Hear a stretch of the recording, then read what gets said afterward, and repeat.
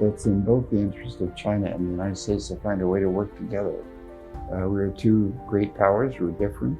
I don't think that the mountain can have only one tiger. I think it can have many tigers, yes.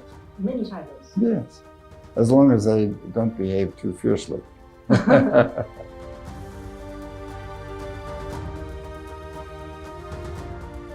But when we feel the other company is not playing fair, we become furious and very upset. And the question in many American minds now is China playing fair? Are they playing by reasonable rules?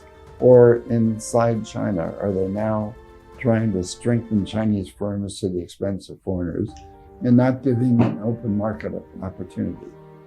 So that is the question many Americans have in their mind. So in your opinion, is China playing fair? I think China is a very complicated country, and to unify 1.4 billion people is not easy.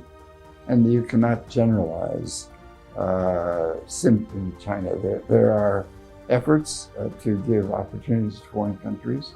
On the other hand, Google is not allowed to operate openly the way it is in the United States and the way Chinese companies are.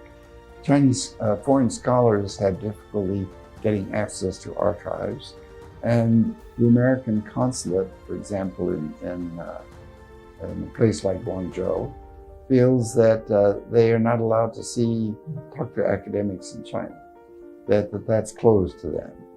And many foreigners who want to use libraries in China find that it's not convenient for China to allow those. And many Americans did not get visas.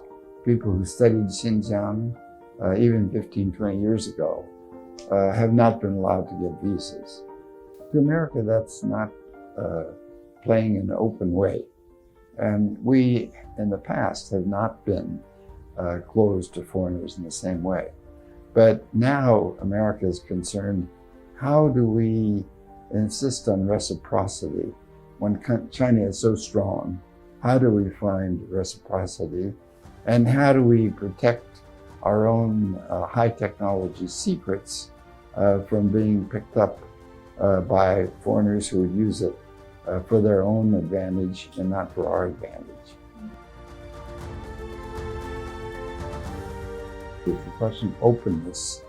And I think during the days of Deng Xiaoping from 1978 through maybe 10 years ago, China was quite open. It was more open than it is now.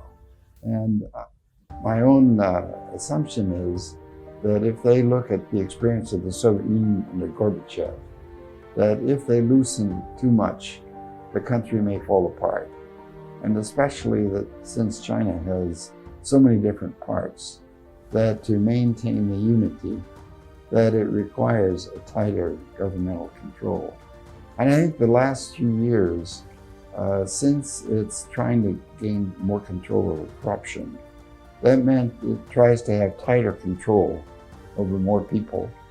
And if people are unhappy, then they feel they need some ways to restrain them and to control them in a tighter way.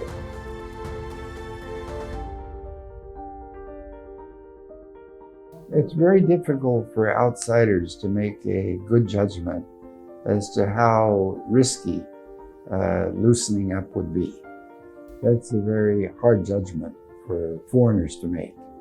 But those of us who care about China and would like to see it succeed, and would like China to get along with other countries, feel that it's not possible to have such tight control over information as some leaders in China now are trying to achieve. Because when you have 350,000 Chinese students in the United States, when you have 100 million people going abroad every year, it's not possible to control information the way that some leaders in China would like to do.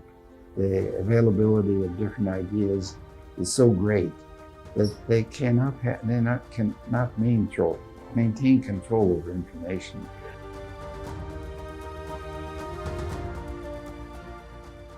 And those of us who've enjoyed freedom in the West would not want to live under a system where we had such tight control as people in China had.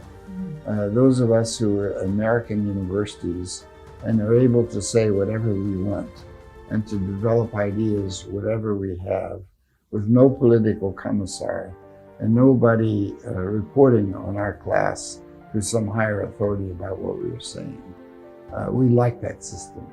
And we feel that our science and our thinking and our research is helped by that kind of freedom. That if we have more freedom to explore different ideas, sometimes people with different ideas turn out to be most creative.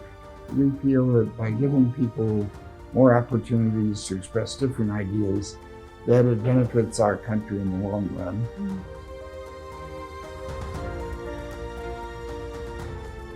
Japanese have given apologies. Murayama issued a formal apology, and most are for the damage and the horrible things that they did in World War II. And other political leaders also have apologized. But in my view, if they did so more deeply and had a better understanding of problems, that they would have better relations with the people in Asia. What Japanese will say when I put this to them is that since World War II, we've given up that path. We no longer try to control things the way we did, and that we have pursued the path of peace, and we've been generous to other countries in supplying information, technology, and even though we don't apologize every day, that we have apologized and that we have now been good citizens, and people of other countries don't always appreciate.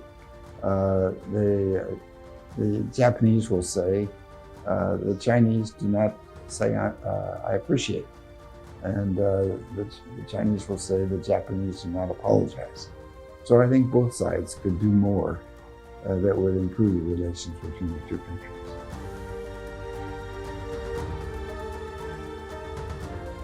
They're worried about the future, but when you ask them where they'd like to live, oh, I want to go back to Japan. If you talk to Chinese students, they say, oh, you ask a Japanese student, how's your country doing economically? Oh, not very good. Where would you want to live? Japan. You ask Chinese, how's your country doing? Oh, we're wonderful, so successful. And where do you want to live? Maybe the United States, maybe Canada, maybe Australia, maybe China. But the Japanese answer is very clear. They want to live in Japan. It's good living.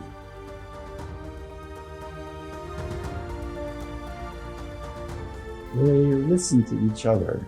And when you get 10 Japanese together, they very quickly form a kind of harmonious group because they're sensitive to the needs of other people. And if somebody wants one thing, another person listens quite sympathetically and then tries to understand how to work. I find many Chinese groups, people are more assertive. And when you get 10 Chinese together, very often one will say, I want this, I want that. And they are not always as sensitive to the other person's opinion as the Japanese.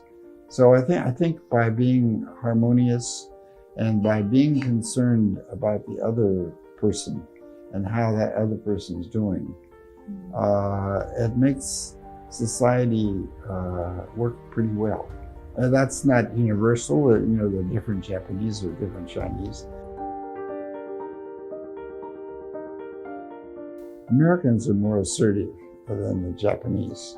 And we, being a large, diverse country, we have many different kinds of people. We have many people who are very assertive. Many Americans now feel the country is more troubled. We don't have as many opportunities as we did. And I think the new media has divided the country. When I was young, we had 2 or 3 television stations, and we watched the same programs. Now, people who believe in Trump watch one program, people who hate Trump watch another program. So there is not the natural empathy between those 2 different groups that there was when we had single TV stations. So maybe that's why China is trying to control it. Well, China has its own problems. They have so many diverse opinions, and to try to unify the country, it's even more difficult in the United States.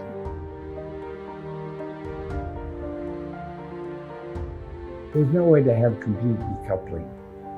When you have 350,000 Chinese in the United States studying, how can you have decoupling? You can have some decoupling. It could be that certain high technology companies will not share with the other side.